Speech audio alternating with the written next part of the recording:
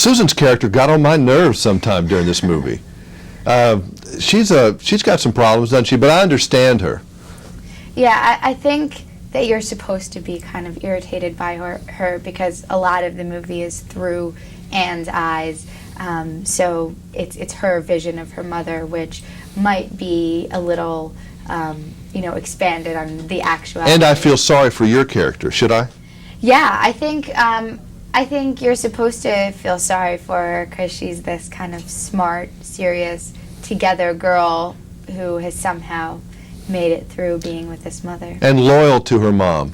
Yeah, she, as much as she is embarrassed by her mother, as much as she despises her mother for the life that she's provided her, she maintains loyal to her and still keeps her love for her because it is her mother. So you've avoided all that. You made it all the way through your teenage years without going through all these teenage angst things, I think. Yeah, well, I love my parents so much, but I went through all the teenage things of being embarrassed about your parents. Oh, you did?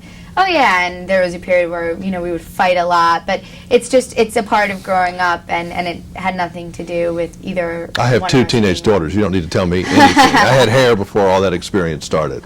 It's just weird. I mean, I guess, is it girls just go through some special stuff, or I don't see the teenage boys doing quite the same thing. I think boys are rougher when they're little. They just get roughed up a little more, and then girls, you kind of wish you got boys when they go through the teenage years. Did you always get your way? No, not at all. My parents are tough, but yeah. Do you get your way now?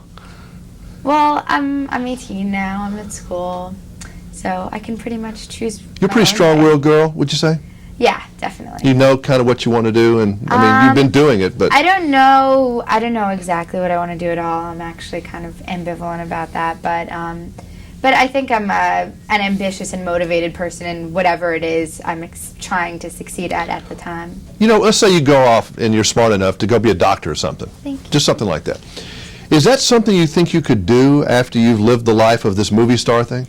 Well, that's what I'm trying to figure out right now. I'm in college, and that's what I'm thinking about is if I can find something that I like better than acting, and if I could envision myself leaving acting, because for all its flaws and for all the things that kind of make you upset about this industry, there's also great advantages that kind of spoil you and would make it hard to live with that afterwards. It is kind of hard to walk off the stage, isn't it? I mean, because you have so much fun when you're there.